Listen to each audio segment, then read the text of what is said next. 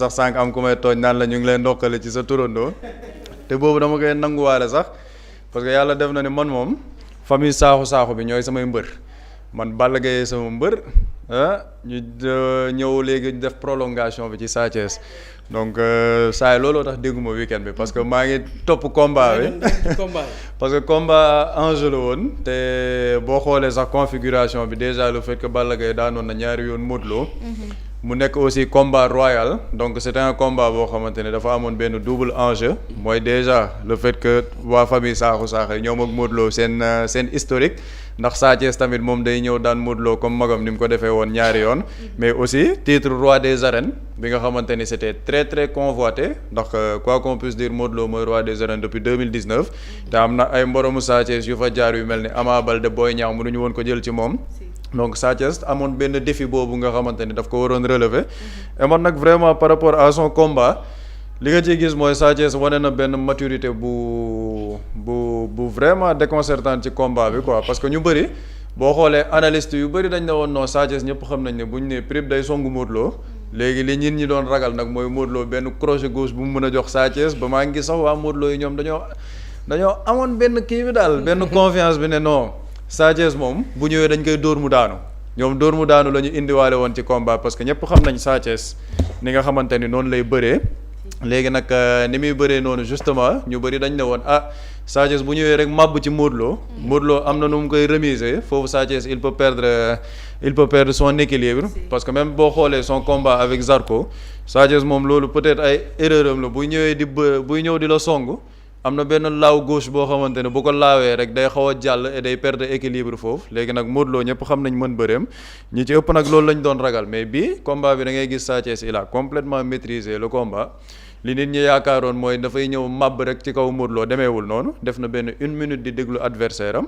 cadré ko jege ak moom seen tànk yi ñoom ñaar ñëpp teg pied gauche ñu jegante mais da ngay xool ni Sa Thiès même ba Modou Lo déclenché njëkk dóor li muy dóor yëpp mu ngi xool Modou Lo ba pare li muy dóor yëpp day jamaat génn lépp mu ngi xool Modou Lo xaar ba Modou Lo di ñëw dóor benn gauche droite rek mu aw ci suuf te aw ci suuf boobu sax xam naa gars yi dinañ ne non ñun moom est-ce que jógewuñ ci xuut bi moo tax mais booy xool foofu même ba mu jëlee tànk bi mu ngi ko yóbbu pied gauche bi nale maanaam dafa teg benn pas côté gauche bi après tuuree ko côté droite bi te loolu yëpp ci mën bëreem la quoi parce que Sa Thiès ñëpp xam nañ ne dafa am benn vivacité c'est-à-dire que action am yëpp daf ciy dem explosivité te loolu tamit mu ngi ci Balla Gaye ñoom bu ñu xasee ba enclenché benn action tant que jël la amul du ñu bàyyi te loolu nag da nga koy gis ci Sa Thiès mu nekk nag un beau roi des arènes parce que quoi qu'on puisse dire tey jii Sa Thiès boo xoolee ay mboromam yëpp da leen a daan boo dee dañuy xool ci wàllu mën bëre bi man ragal naa ne pour nga dàq ko bëre ci làmb ji dina jafe torop man Balla Gaye sama mbër mais dama yàgg wax ne man gëm naa ne sax Sa Thiès sa dàq bëre Balla Gaye booy xool ci fit bi am na fit bi booy xool mën bëre bi am na bëre bi te ku mel ni Modou Lo nii rek nga koy mën a daanee boo xoolee ñi bëre ak Modou Lo dañ koy sóor c'est-à-dire que Modou Lo da ngay ñëw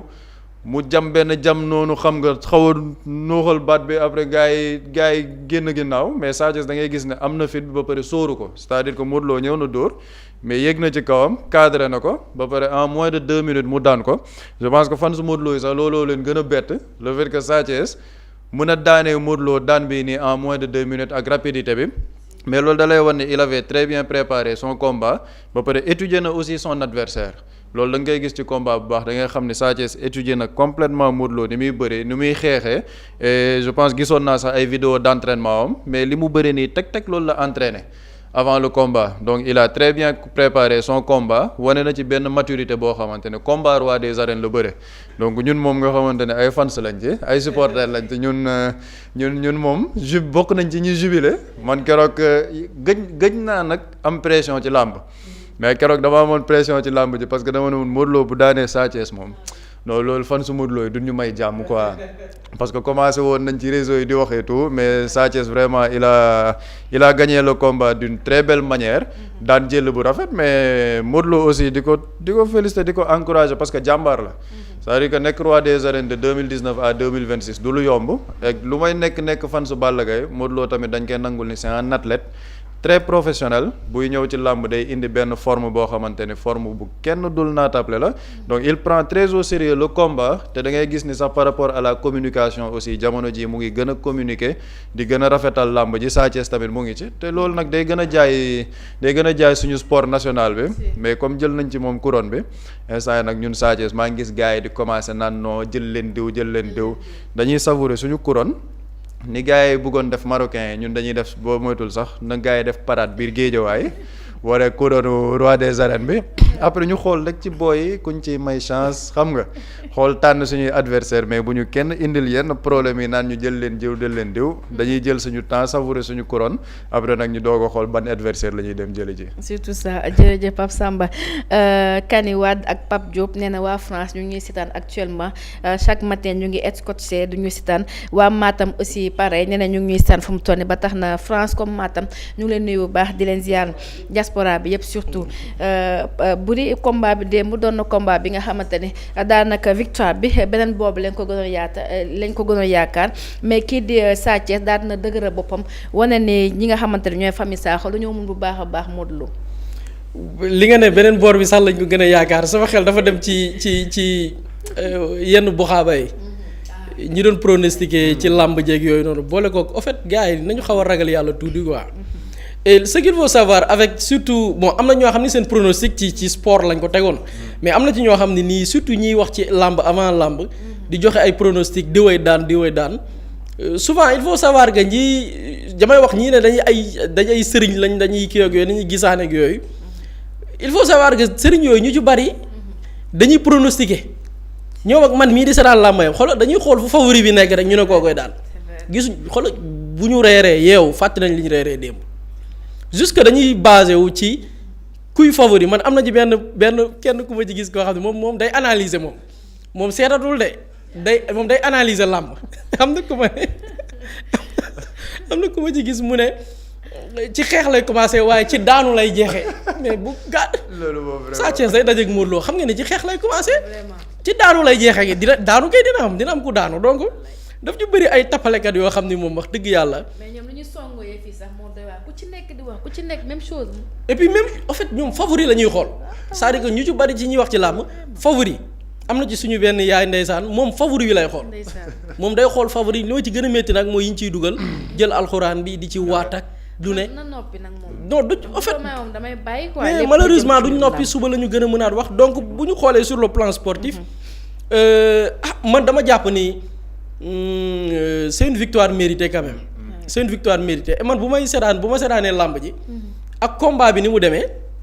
t'as l'impression que Sa Thiès moo ëpp expérience ci combat bi. t'as l'impression que Sa Thiès mooy mag. moo ëpp expérience pourquoi. parce que Sa Thiès man dama ko déglu ci signal bi seen benn signature seetaanu ma ko en direct mais après gars yi coupure yi ñu doon def laa seetaan Sa Thiès naa ko na nga fexe ba na nga dëggal sa bopp. c'est-à-dire que ku ne xam ne làmb wala sport de combat mais c'est la bataille psychologique mais ma déglu Sa Thiès mu naan Modou Lo na nga fexe ba na nga dëggal sa bopp après nga gis ni bataille psychologique boobu Modou Lo bi mu ñëwee li ko Sa Thiès wax la def dëggal boppam liñ naan ponkal xajul ci yel Sa Thiès et man dama jàpp ni bon sama analyse personnelle la Modou Lo certes joxe na ay chance ay jeunes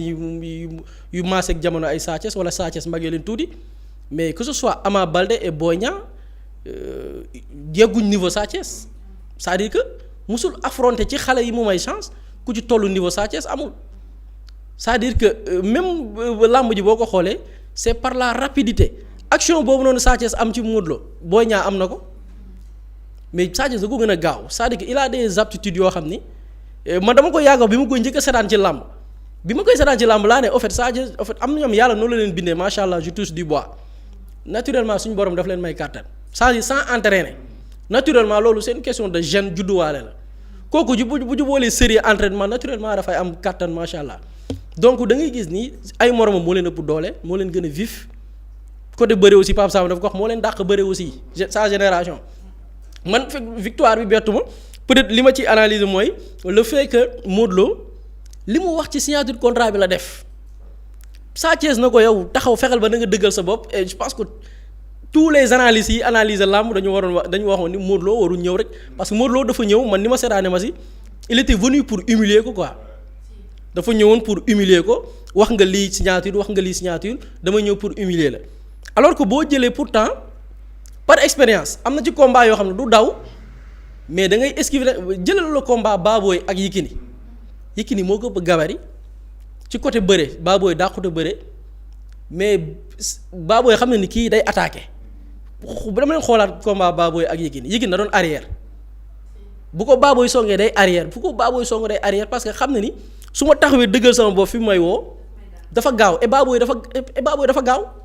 Baboy 1 2 3 dugg na sa yeel yi donc dama gis ni Modou Lo bëriwul en stratégie sur le plan psychologique Sa Thiès daf ko gagné sur la bataille psychologique le fait que mun naa ko na nga fexe ba na nga dëggal sa bopp Modou Lo ñëw dëggal boppam et pour man du ma ne waru woon dëggal boppam mais y a une manière de combattre boo xamante nii pour man du nekk daw mais di nga esquiver nit ki lii mooy potentiel lii mooy foram et puis du ma ko may cette possibilité quoi et je pense que c'est une bonne nouvelle aussi pour lamb aussi ñenn ñi nañ ne xanaa da nga bëggoon couronne bi jógee ci Modou Lo mais pour man c'est une bonne nouvelle pour la lutte parce que avec Sa Thiès bu jëlee couronne bi au moins lamb dafay gën a ubbeeku c'est comme si Balla Gaye bi muy daan Yékini rek daf ko daan ibbi lamb mais imaginez Yékini bu ko néew day bàyyi ak couronne bi du tourner dafa ñëw lamb ubbeeku couronne bi ku ne mos ci Modou Lo mos ci Eumeu Sène mos ci tey Sa Thiès mos ci ëllëg keneen dafay gën a ubbi lamb et je pense que ça s'est bien passé et vraiment c'est un bel événement dans la couverture maa ngi sànq Tafa Diagne naan waxal ci kii la ci canal mais man d'après les informations yi ma am Lutte TV absolument ñoo couvrir tout le spectacle c'est-à-dire que ñoom man am na ku ma ci gis koo xam ne moom il a travaillé ku ma ci dégg boog ñoom ñoo logistique bi lépp Lutte TV la donc certes canal a diffusé mais aussi suñuy doomi réew leur compétence aussi buñ ci parce que Sénégal en matière audiovisuelle man je le dis parce que je parle en connaissance de cause am na ñu ma ci xam ñu ciy yëngu amuñ lu ñuy ñeewee bitim réew ci wàllu couverture ci wàllu audiovisuel wàllu prise de son image synchronisation suñu réew amul lu muy ñeewee beneen dëkk xëy na peut-être canal avantage bi mu indi mooy la clarté des images parce que mën na la jox tey rendu une production mais qualité bi ngay diffuser aussi faire défaut loolu c'est une question technique et je pense que les réalisateurs ñoo ma ko gën a maîtriser donc félicitations à eux jeunes sénégalais yi nga xam ne ñi ngi ci structures yi di bay seen waar ñoo xam ne ci benn chaîne YouTube la ñu tàmbalee ay Lutte TV mais vraiment tey nekk au top par rapport ak tey cette qualité de couverture vraiment félicitations à eux et vraiment mention spéciale quoi. gars yi ñi nga xamante ne ñooy acteurs de la lutte wala sénégalais war neen tiit ci le fait que tubaab bi wala waa Canada dugg seen loxo ci biir lutte nationale bi. bon pour man waruñ ci tiit ci benn côté parce que pour man ñaari pàcc nga koy jëlee waruñ ci tiit ci benn côté mooy tey lamb gën na soxla visibilité tey la couverture bi nga xam ne canal am na ko au niveau mondial tey la lutte mën na nekk une activité boo xam ne sur le plan de l'attraction les événements ñu am un calendrier pour que l'aspect touristique lamb am na lu bari lu mu ci war a mën a jouer et loolu pour man un canal comme canal excusez-moi de la répétition mën na am lu bari lu mu apporter ci fànn boobu noonu leneen li nag mooy li tiitaange bi mooy fexe ba quels sont leurs objectifs dama fi junj benn jour canal dañu nekk ci benn stafurla la France de manière générale je parle pas de canal mais dañu nekk ci benn stratégie jamono ji mooy stratégie soft power. Il y a une tendance qui se crée au niveau de l'Afrique de l'Ouest avec des pays yi nga xam ni dañ ne non à la France bu ñu ne non à la France waxuñu France dégage ba ci France dégage dafa am signification mooy mainmise bi ñu am ci suñu économie suñu koom suñuy politique publique mu dakk waaye nañ fi des di investir ku ne la nga ca war a am ko ci Sénégal gagné ñoom ñu gagné mu nekk une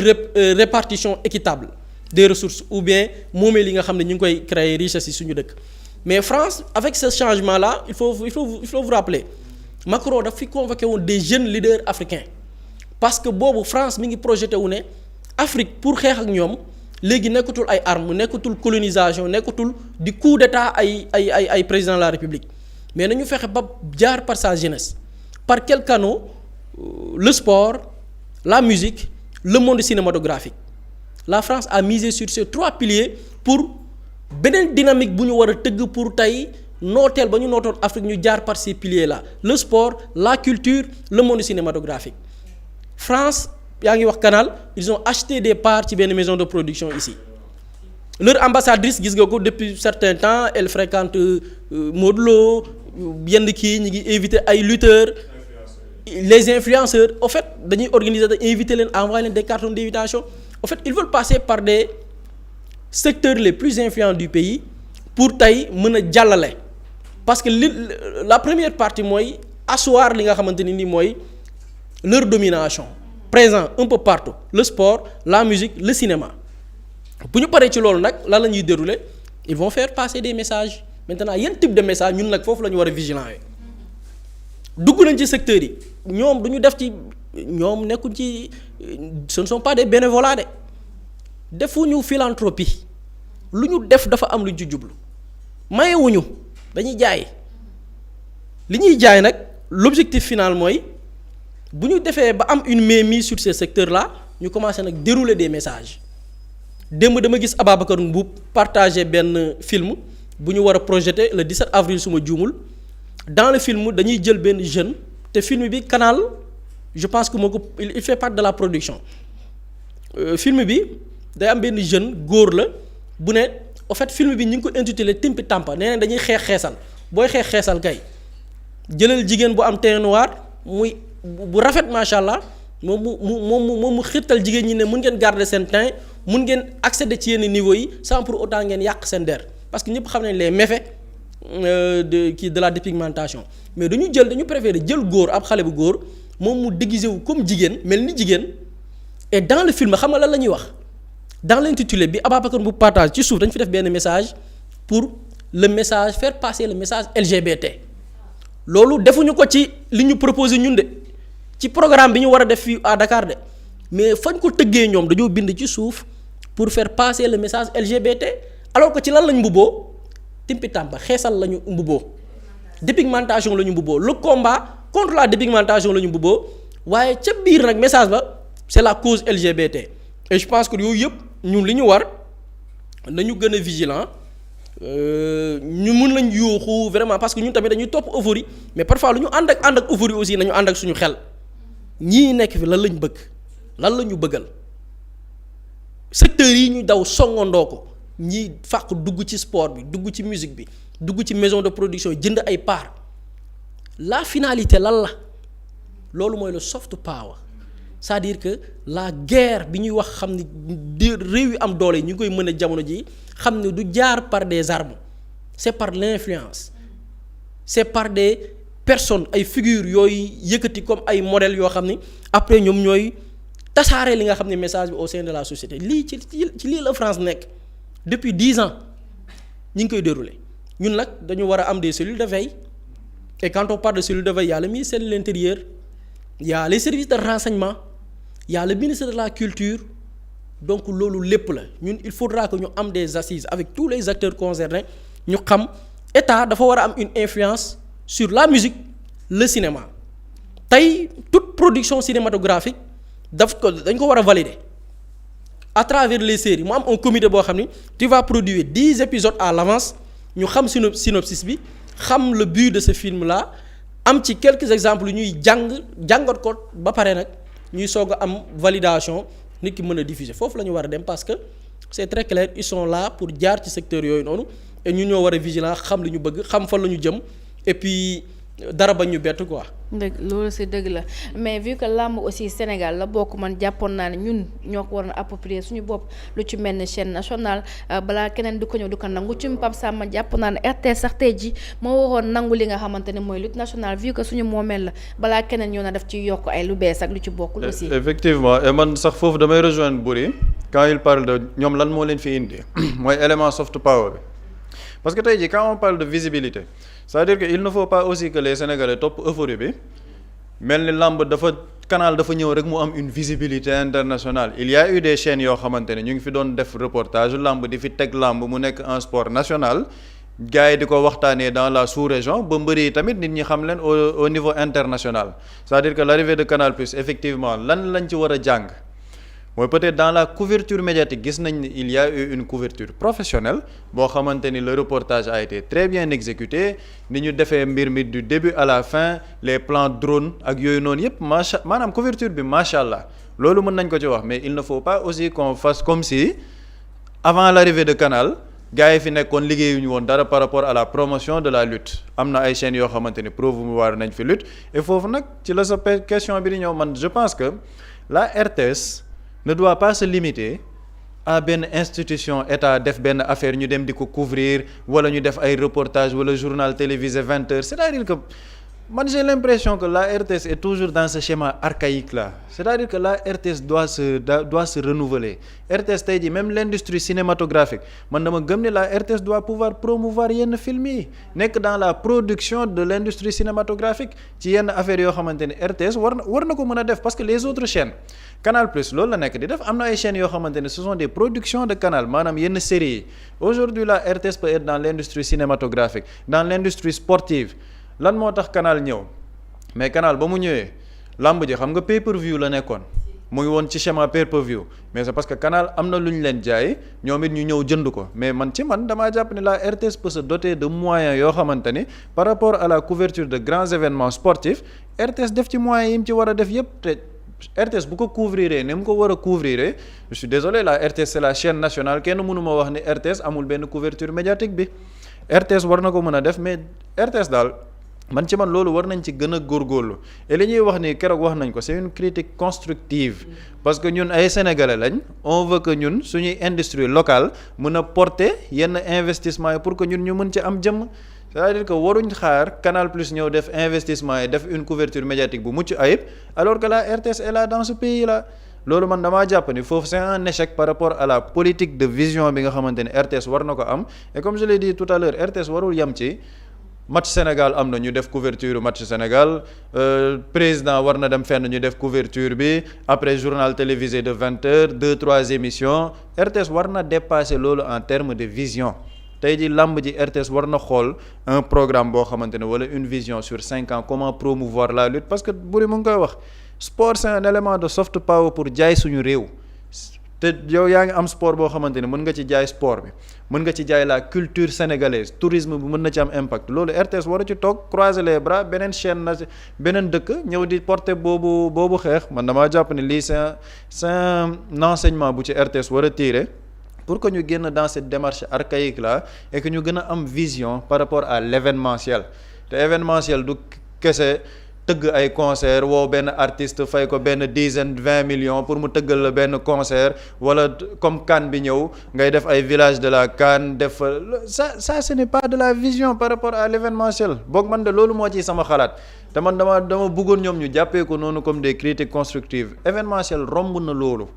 événementiel du kese artiste jël concert il faut nga xool même ñu ngi wax làmb ji notre sport tamit muy le football le championnat local le championnat professionnel sénégalais nan lañ ko gën a mën a jëmmalee jox ko visibilité c'est pas à travers un match 2 matchs ngay jox visibilité championnat bi nan la ñu mën a tëggee une vision boo xamante ni ñun dinañ jaay suñu sport yi ñu am yépp RTS nekk nit nag un acteur majeur jàpp naa ne vision boobu la RTS war a am et xëy na peut-être ñoom bu ñu déggee lii dinañ ci am luñ ci liggéey mais comme ni nga ko waxee man jàpp naa ne RTS daal war nañ gën a génn peut-être ci toogaay bi ñu toog gën a am vision ci yenn programme yi parce que sénégalais yi tamit loolu la ñuy xaar. benn commentaire bu ma xaw a kii tuuti mooy Soxna Diba dafa ne timpi et tampi une autre manière de nommer le mot genre ils sont dans leur logique et ça sonne aussi li mu wax ni dafa doon li nga xamante dafa logique moom Soxna Diba ndax boo nee timpi tampi maanaam ñaari couleurs yi bokkul lay doon mu doon li nga xamante ni commentaire bu ma xawoon interpellé ma bëggoon koo lire aussi bu fekkee dafa am loo ci. waaw parce que dama doon wax sànq parce que xam nga parfois bu ñuy wax gars yi dañ ne bu ñuy wax nañ ci parfois. di ko booleeg ay firnde léegi papi avec la commission de la régie li ma doon alerter sànq par rapport ak tey l'agenda ak fi ñu ko bëgg a jaarale à travers benn publication bi nga xam ni sëñ Ababacar Mboup publié woon na ko sur sa page doon alerter ci un film bu ñu war a diffuser projeté ko fii Sénégal et da ngay gis au niveau de l'affiche mooy film bii ngeen di gis moom lañ ne dinañ ko diffuser fii ici au Sénégal dans les jours à venir da ngay xool ci suuf papi mun nga wàcc ba ci suuf. mention bi qu'est-ce qu'ils ont fait mention spéciale au FESPACO 2025 le film mêle comédie satire sociale et message LGBTQ plus fort papi nañu taxaw fii quand il parle de ce nee nañ film bi dafay boole comédie maanaam lu xaw a reetaanlu satire et satire bi dañ ci am lu ñu ci doole et c'est très important satire sociale quand on parle de satire tey y a des journaux satiriques comme nu mu tuddati journal bu bon ba Charlie Hebdo satire la ñuy def maanaam jël ki musulman yi gën a gëm muy Seydina Muhammad sallallahu alayhi wa sallam di caricaturer ko di ko ñaawal jël Jeune Afrique def satire jël photo Cheikh Ahmad Bamba caricaturer ko di ko ñaawal ñu ne film bi dafay def lu ñuy woowee satire sociale ay ngëm-ngëm yi askan wi gëm ñu def ko d'une sorte satire maanaam ñaawal ko soofantal ko ñàkkal ko fayda ñu ne film bi lii moo ko tax a jóg ñu ne à la fin message LGBTQ plus fort c'est-à-dire que dañ ci bëgg a jàllale ay message yu góor jigéen ak jigéen ñi sëy ñi bëgg a dem sëy ak ay mala ñi bëgg a soppi ni leen seen borom bindee jugee ci jigéen dem nekk góor wala jugee góor dem nekk jigéen par la chirurgie wala ñi nga xamante ni ay néew la ñuy tëddal parce que dañ ci boole LGBTQ bi mooy dañ ci boole lépp luy mbon teef te doomi aadama mën ko def ñu ne dañ ko boole pour lancer ci un message à travers ce film là ak loo ci xalaat nag xam nga am na mbootaayu ëxlu morom ñaari tur yi ñoom seen mbon teef gi waajal nañ ci ba waajal mbon yi gën a mag ñu ne yee ñëwagul sax ñoo ngi koy waajal plus mooy mën naa doon fu ne donc lii mooy l'alerte bi nga xam ni Ababacar Mboup publié woon na ko. et bu ñu xoolee ñan ñoo ko produire ou bien ban groupe moo nekk je pense que le message est très clair. Il y a un agenda qui est ici dans ce pays et il faut que les gens alertent malheureusement li ñu ci war a alerter suñu classe gii ñoo sopp nekk ci di ci alerter. mais les médias yii ñuy wax ni médias yi duñ ko wax pourquoi parce que plusieurs médias bénéficient des publicités de Canal+. tey pourquoi li ñuy def nii ñoom ñu mun a jàll parce que bu ñu ñëwee dañuy jël seeni média jox leen ay publicité fay leen ay millions donc ñun li ñu toog nii di wax am na ci benn média boo xamante ni kër dof yi la leen di mandargale du wax ci li xam nga duñ ci wax parce qu'ils gagnent des publicités avec Canal+. donc li naan ki lay dundal moom day tëj sa làmmiñ dañoo gën a rëy làmmiñ fii amuñ loolu njariñ société bi jël ay dof dajale leen ci benn télé ñuy wax waxi dof ay grande multinationale jël jox leen alal pour des publicités ngeen ne miig par rapport ak cet agenda nañ ci wax personne n'en parle et c'est un agenda bi ñu nekk di dérouler dans ce pays là et ça va pas passer parce que ñi ko war a wax dinañ ko wax ñi nga xamante ni ñoom Sénégal kese leen ñor ak l'intérêt du pays dinañ ko ne di ci wax di alerter lu xew ñu alerter incha allah ba li nga xam ne mbëbët la Sénégal mën a àgg foofu. tout ça mais ñan ñoo war a arrêter diffusion bi. mais y a le ministre de l'intérieur dedans. y a le ministère de la culture parce que bu ñu koy diffuser dañ koy inscrire ci agenda wu les agendas culturels yi war a am ci dëkk bi ñoom ñoo war a arrêter lii et je pense que du jàll man gëm naa ne du jàll le message est passé suñu autorité nañ ko dégg ce film là ne sera pas diffusé au Sénégal. moo taxoon ma bëggoon laajte ñan ñoo war a yëngu ci yëf yi. ce qui est grave mooy nañu def attention ci mais ci tournage bi. parce que ci film bi man dem naa yër ko yi lire ci ay affaires il paraît que une partie est tournée au Sénégal. su ma juumul. mais comment des gens man dëkk bi man daf ma yéem. bien vrai que yàgg na su ma xoolee film bi biñ ko commencé tourner mais nit ñi ñëw di tourner fii ay film mais du ñu xam ñii lu leen fu dugal film bi ñuy tourner fii ci dëkk bi lan la. mais déggoo fi woon fii ay borom ñaari tur yoo xam ne dañuy choisir ay lieux symboliques dafa def seeni mbir. mais Sénégal nañu gën a ñag réew mi. ba ci tournage je parle pas de diffusion mais nit ñëw ci dëkk bi choisir le Sénégal pour defee fi un tournage de film loolu dafa war a obéir à des critères mais très stricts. avec des artistes sénégalais yoo xam ne comprendre wuñ sax les enjeux. xamuñu surtout artistes yi ñoom du ñu xam. man gëm naa ni sax am na ci ñenn ñoo xam ne ay victimes lañ c'est-à-dire que du ñu xam du ñu comprendre c'est ça malheureusement ñu koy dérouler. mais tant que ñi ko war a wax ñu ngi koy wax rek incha allah du ñu tàyyi ci di alerter bu soobee suñu borom. je pense que dinañ alerter ba keroog diffusion film bi duñ ko teg fii ci biir Sénégal ndaxte li moo raw sax li ñuy woowee scandale ñu jàll ci li nga xamante ni mooy beneen sujet bi rek. Mously Immo Sénégal moo leen di indil saafara ci jafe-jafe bu ngeen am ci wàllum immobilier yow mi bëgg a jënd kër yow mi bëgg a tabax wala nga jaay sa terrain jokkool ak waa Mously Immo ku am sa kër bëgg ku la ko terrassel wala nga am sa tool bëgg ku la ko lotisel defal la ko ay terrain Mously Immo Sénégal daf leen koy jàppandal gunge leen ci anam gu mucc ayib ku am sa kër itam te nekkuloo ci biir réew mi bëgg ku la ko toppatool gérer la ko Mously Immo moo ci gën a gaaw gën ci wóor ku bëgg réfectionner tabax wala nga defar plan architecte mën nga jokkoo itam ak waa Mously Immo Sénégal mën ngeen leen a woo ci 77 887 25 13 77 887 25 13 Mouslay Imo indi saafara ngir jëndum kër tabax jaayum terrain terrasse yi ay tool wala lotissé ko defal leen ko ay terrain loolu lépp Mouslay Imo moo ci gën a gaaw man ngeen itam abonné ci seen chaîne YouTube Mouslay Imo Sénégal ngir am yeneeni xabaar yu gën a dëggu wala itam wàllum conseil ci wàllum immobilier fii ci biir réewum Sénégal.